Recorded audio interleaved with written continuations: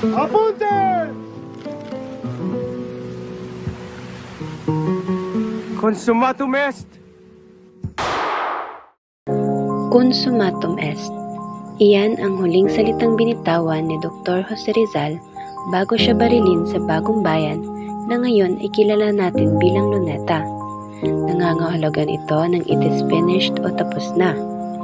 Ngunit dito sa Opol, Misamis Oriental, ang alaala ni Rizal ay nananatiling buhay sa pamamagitan ng isa sa mga pinakamatandang monumento niya sa Northern Mindanao. Magandang buhay sa inyong lahat. Samahan ninyo akong tuklasin ng isa sa mga cultural heritage sites dito sa Opol, Misamis Oriental. Ito ang Rizal Monument ng Opol. Itinayo noong 1913 ng makabayang mamamayan ng bayan. Sa loob ng mahigit isang siglo, nagsilbi itong simbolo ng respeto at paghanga ng mga Opolanon kay Rizal at kinikilala bilang pinakamatandang monumento ni Rizal sa Northern Mindanao. Noong una, matatagpuan ang monumento malapit sa lumang munisipyo, ngunit noong 2013, inilipat ito sa kasalukuyang lokasyon sa Poblacion Park sa tapat ng Opol Community College at malapit sa simbahan, bahagi ng pagdiriwang ng ika-100 taon ng monumento. Higit pa sa pagiging alaala ng kabayanihan ni Rizal, nagsisilbi rin ang monumento bilang sentro ng komunidad tuwing kaarawan ni Rizal, Araw ng Kalayaan at iba pang makabayang pagdiriwang.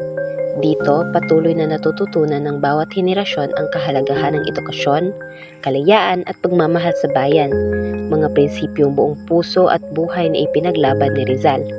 Ang monumentong ito ay hindi lamang isang estatwa, isa itong buhay na paalala ng diwa ni Rizal, ng kanyang sakripisyo, talino at walang sawang pag-ibig sa Pilipinas.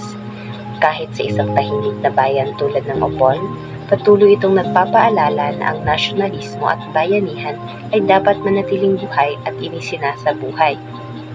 Sa bawat detalye ng monumento at sa bawat seremonyang idinaraos dito, makikita natin kung paano hinuhubog ng kasaysayan ng kabataan at kung paanong patuloy na pinapangalagaan ng komunidad ang alaala ng ating pambansang bayani.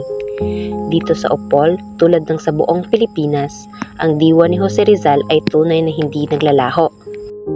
Ang Rizal Monument ng Opol ay patunay na kahit sa mga probinsya, matatag pa rin ang pag-alala sa ating pambansang bayani.